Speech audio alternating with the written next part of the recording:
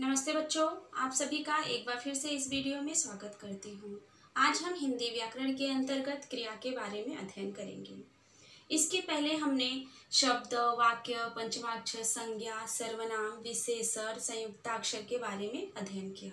आज हम देखेंगे क्रिया क्या है और कर्म के आधार पर क्रिया के भेद।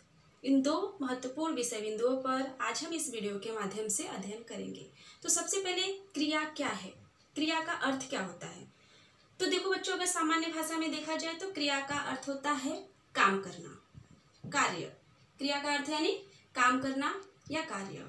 तो जिस शब्द से हमें किसी भी कार्य के करने या होने का बोध होता है उसे हम क्रिया कहते हैं। तो इसे और अच्छे से समझने के लिए आप यहाँ पे ध्यान दीजिए व्हाइट बोर्ड पर लगे हुए चित्रों को। देखो बच्चों, इस चित्र को ध्यान से देखिए। यहाँ पे लड़की क्या काम कर रही है, खाना बना रही है।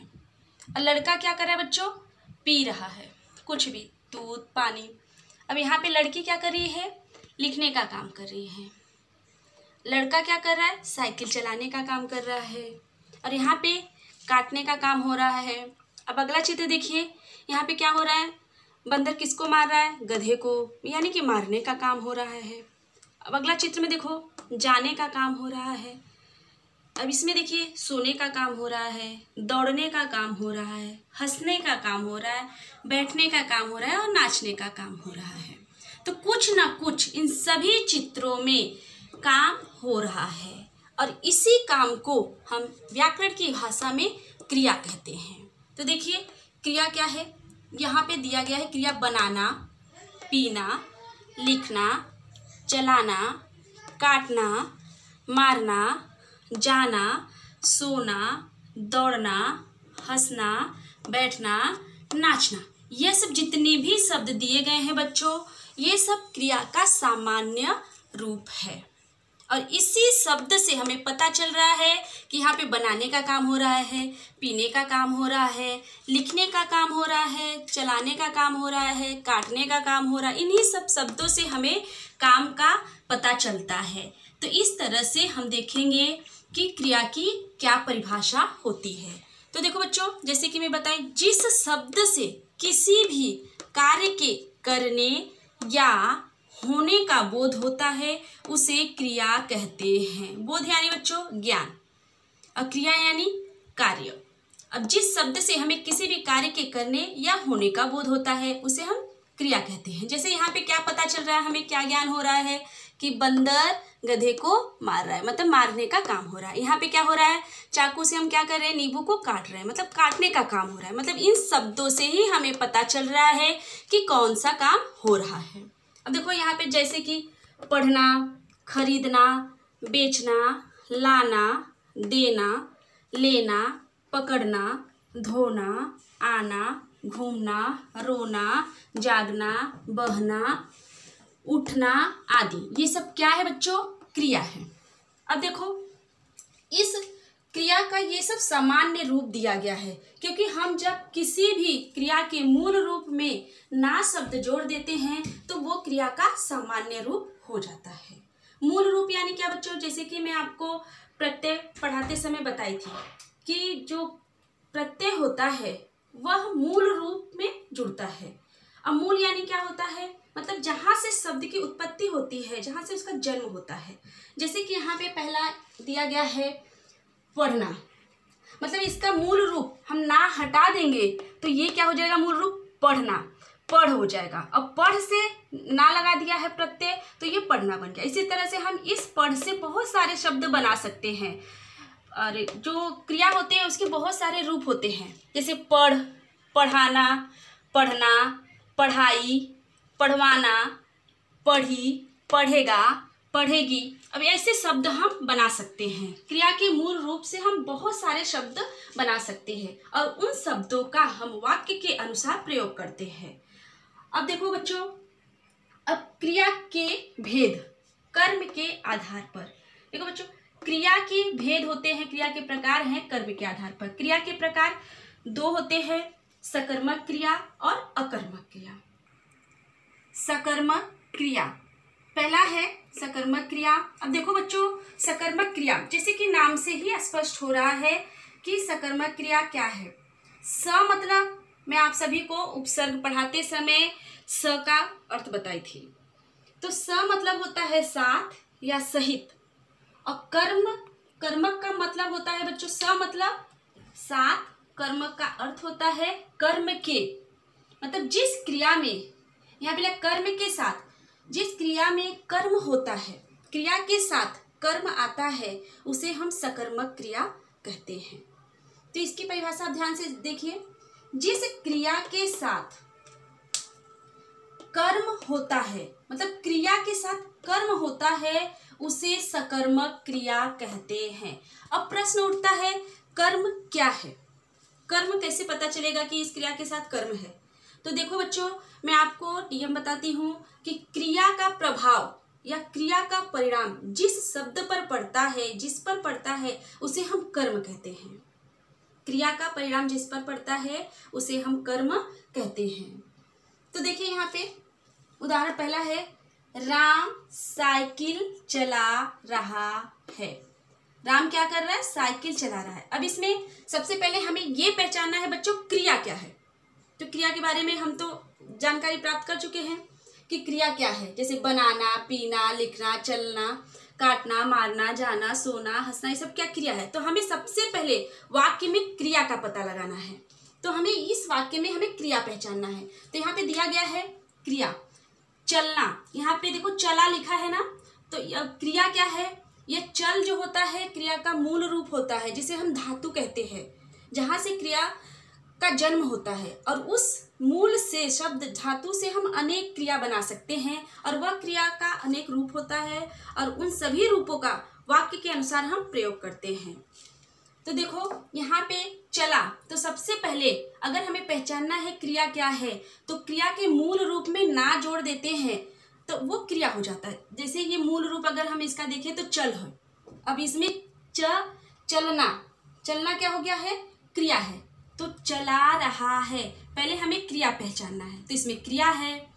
अब देखो, अब यहाँ पे कर्म है, तो सबसे पहले एक तो मैं आपको पहचानने का नियम ये बताई हूँ कि क्रिया का परिणाम जिस पर पड़ता है वह कर्म होता है। और एक नियम यह है बच्चों कि यदि हम क्रिया के पहले क्या, किसे, किसको लगाकर क्रिया से प्रश्न करते हैं, तो जो उत्तर आपको मिलता है वह क्या होता है? क्रिया होता है।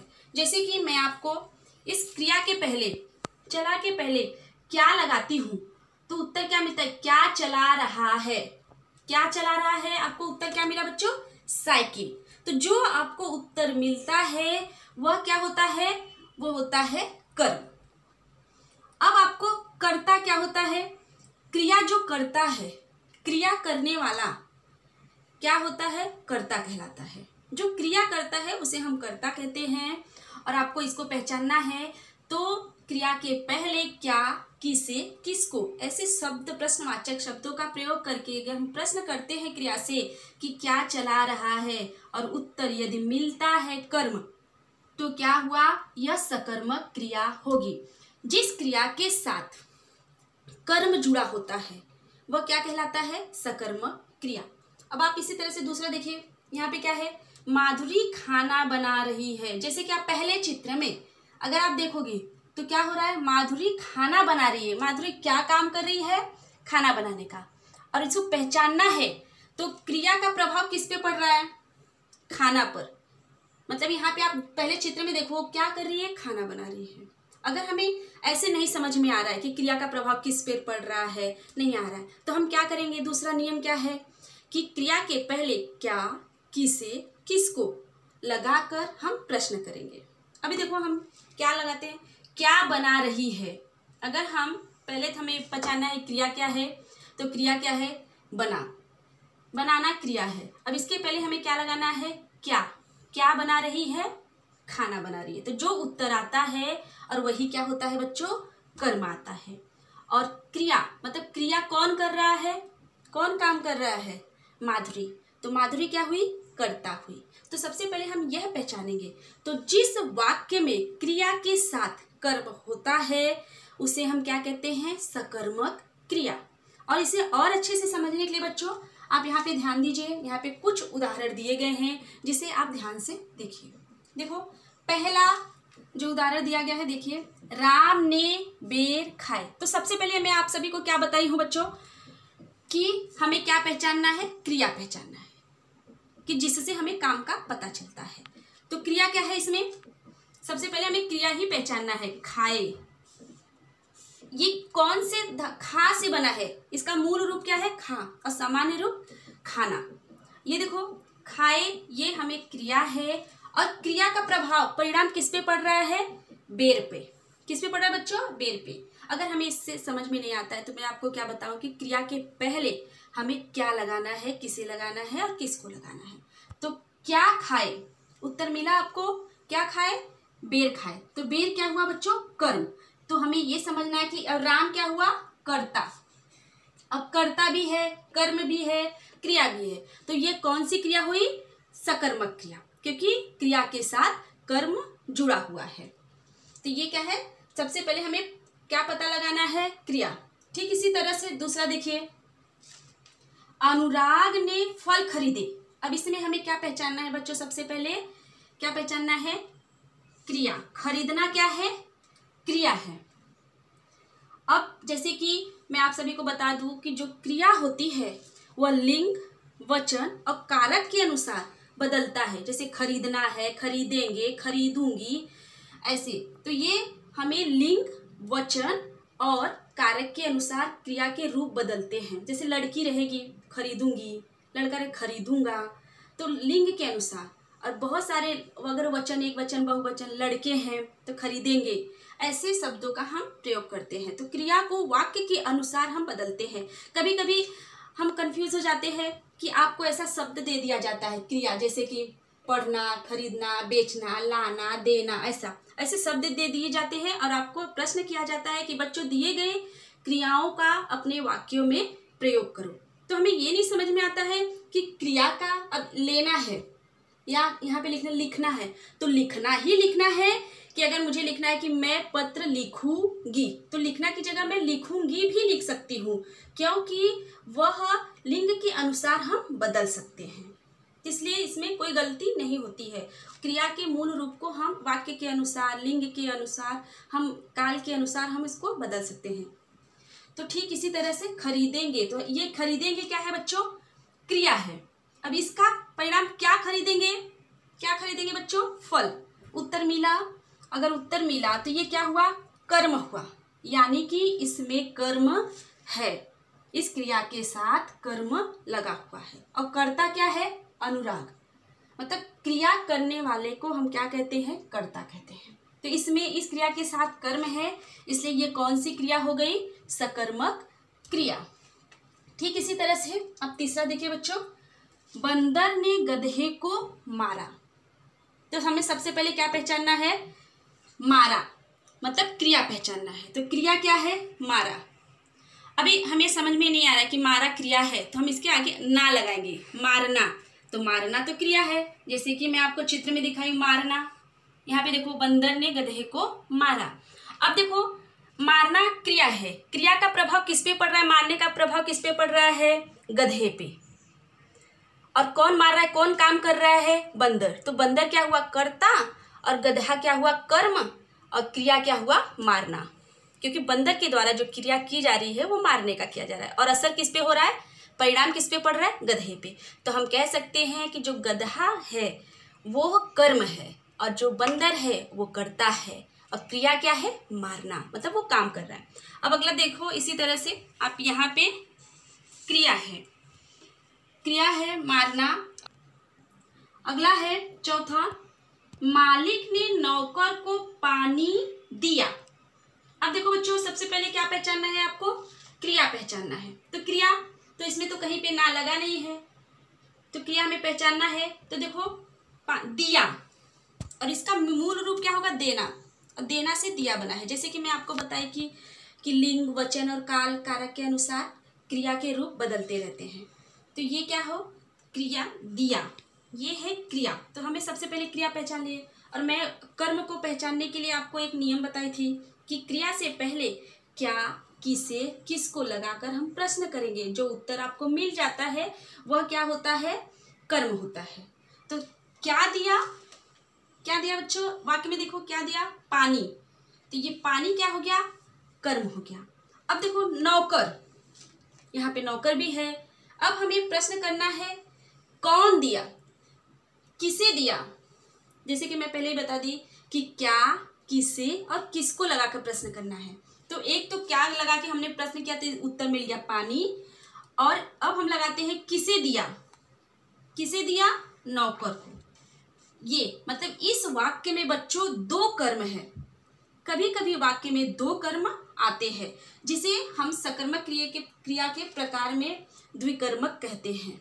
व्याकरण की भाषा में द्विकर्मक कहते हैं, यानी कि दो क्रिया, जिस क्रिया के साथ दो कर्म लगे हैं वह द्विकर्मक क्रिया कहलाता है। तो इसलिए ये भी सकर्मक क्रिया है। इसमें कर्ता कौन है, मालिक। ठीक इसी तरह से आप नीचे देखिए पांचवा, माला ने मोहन को पुस्तक दी। सबसे पहले हमें क्या पहचानना है, क्रिया, दी क्रिया है। अब क्या दी, देने का किस पे प्रभाव पड़ रहा है बच्चों, पुस्तक पर। तो पुस्तक क्या हुआ, कर्म। अब इसमें देखो मोहन को, यहाँ पे कारक आया है, मोहन को पुस्तक दी। अब हमें क्रिया से क्या प्रश्न करना है कि क्या, किसे दी, क्या उत्तर आया, मोहन। तो मोहन भी कर्म है, यानी कि ये वाक्य जो है द्विकर्मक क्रिया है क्योंकि इसमें दो कर्म है। तो इसलिए कभी भी आपको ऐसे प्रश्न आ सकते हैं, तो आप इस भ्रम में मत रहना कि इस वाक्य में केवल एक ही कर्म होगा। तो पहले आप वाक्य को ध्यान से पढ़ना, क्योंकि एक वाक्य में दो कर्म भी आ सकते हैं। अब ठीक इसी तरह से अगला देखिए छठा, रीना निबंध लिख रही है। तो सबसे पहले हमें क्या पहचानना है, क्रिया। तो क्रिया क्या है, लिख। अब हमें लिख, ये क्रिया का मूल रूप है। इससे हम क्रिया का सामान्य रूप बना सकते हैं, लिखना, लिखूंगी, लिखेंगे, ये सब। तो इसमें हमें क्या करना है, क्रिया पहचानना है, लिख।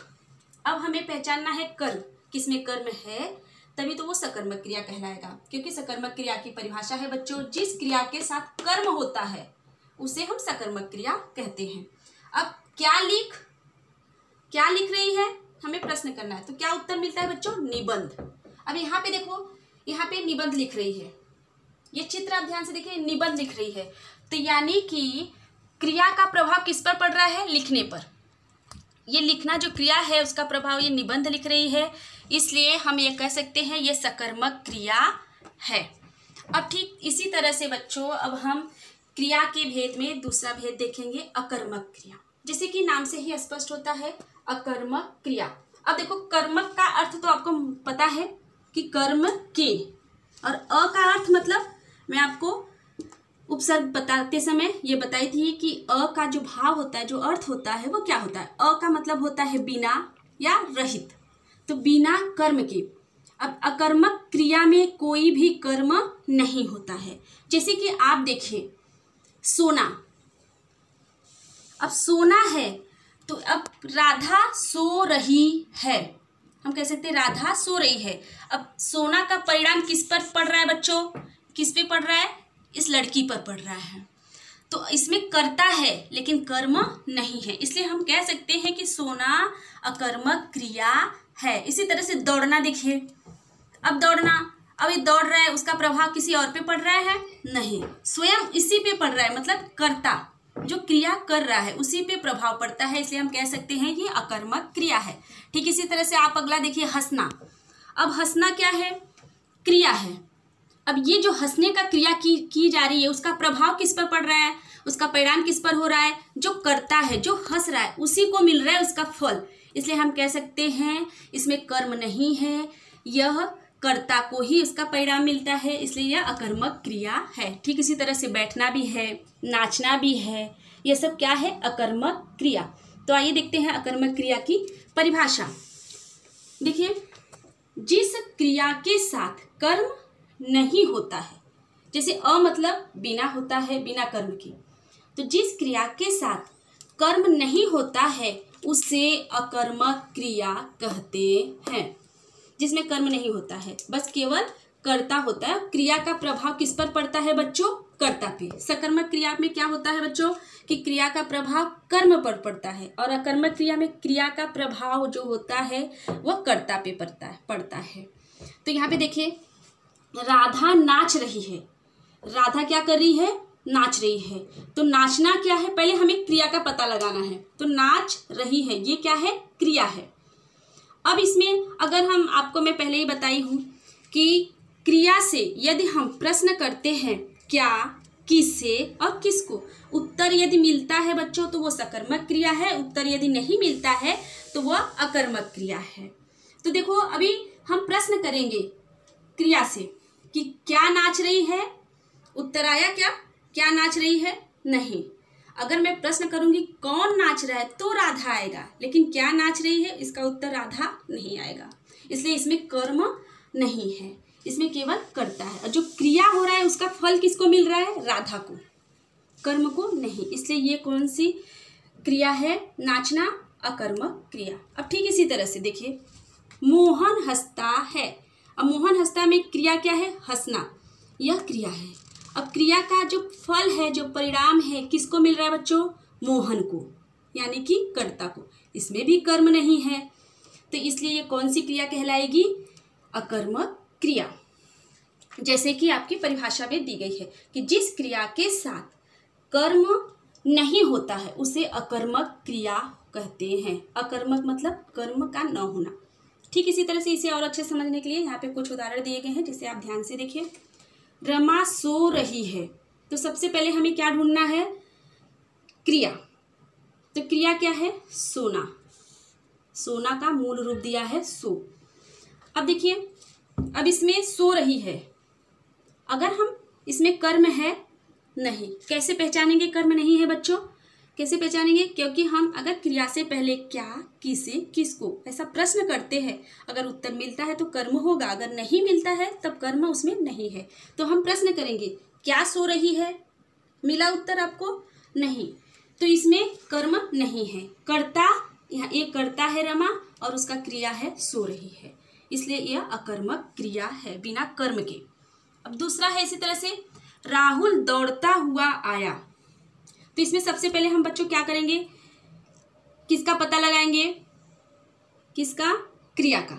देखो इसमें कितने क्रिया? दौड़ता, दौड़ना क्या है? क्रिया है। आया भी क्रिया है।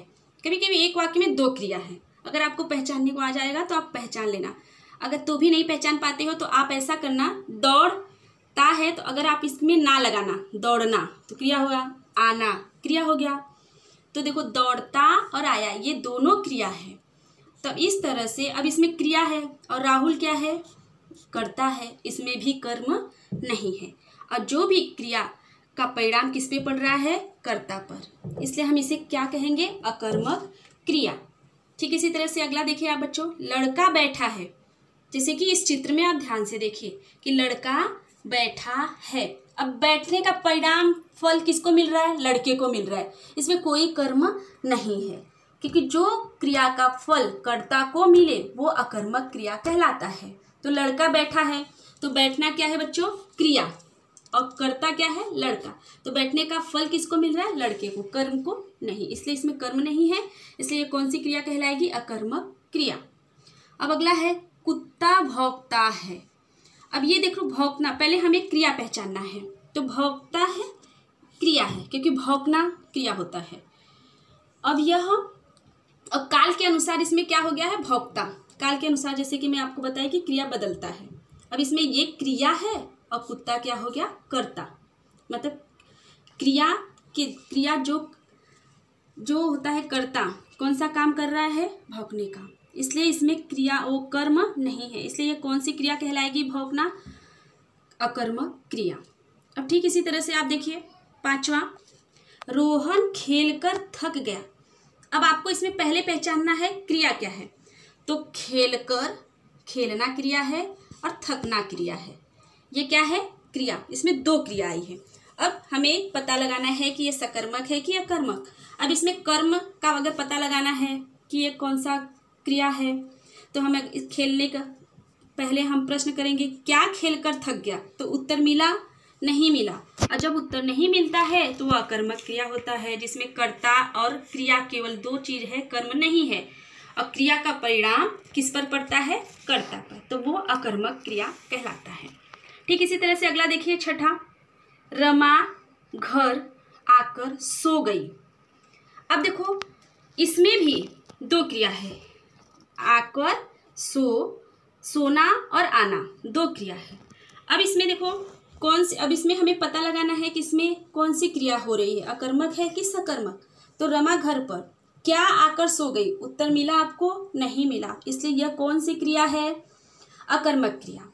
अगर इससे भी नहीं पता चलता है तो हम देखेंगे क्रिया का प्रभाव किस पर पड़ रहा है, कौन सो रही है, रमा पर पड़ रहा है, तो इसलिए कौन सी क्रिया होगी?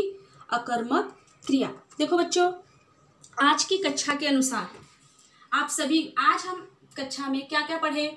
क्रिया किसे कहते हैं, क्रिया की परिभाषा, क्रिया के भेद, कर्म के आधार पर दो भेद होते हैं, सकर्मक क्रिया, अकर्मक क्रिया। सकर्मक क्रिया के बारे में हमने अध्ययन किया, अकर्मक क्रिया के बारे में हमने जानकारी प्राप्त की। तो आज की कक्षा के अनुसार आप सभी को यह गृह कार्य दिया जाता है। आपका यह गृह कार्य है बच्चों, देखो क्या दिया गया है, निम्नलिखित वाक्यों में से क्रिया शब्द तथा उसके प्रकार छांटकर लिखिए, मतलब पहचान कर आपको लिखना है। पहला है, हंसों पर पत्थर मत फेंको। जैसे कि यहाँ पे क्रिया शब्द दिया है, पहले आपको क्रिया पहचानना है, फिर क्रिया का प्रकार पहचानना है, कौन सा प्रकार, सकर्मक, अकर्मक। इसी तरह से आपको पहला, दूसरा, तीसरा, चौथा, पांचवा, छठा, सातवां, आठवां, ये सब पूरा प्रश्न आपको करना है। अब ठीक इसी तरह से दूसरा प्रश्न आप ध्यान से देखिए बच्चों, दूसरा क्या है, देखो दूसरा आपको दिया जाता है, निम्नलिखित वाक्यों में से क्रिया, कर्ता तथा कर्म छांटकर लिखिए, मतलब उसको पहचान कर लिखना है। यहाँ पर पहला वाक्य दिया है, आदित्य ने हिसाब लगाया, जिसका उत्तर आपको यहाँ पे दे दिया गया है कि क्रिया, पहले आपको क्रिया पहचानना है, लगाया, ठीक, कर्ता पहचानना है, कर्म पहचाना। इसी तरह से आपको ये 6 जितना भी वाक्य दिया है उसमें क्रिया, कर्ता और कर्म पहचान कर लिखना है। शुक्रवार और शनिवार को आप सभी को ग्रुप में भेजना है। अगले वीडियो में हम फिर मिलेंगे बच्चों, धन्यवाद।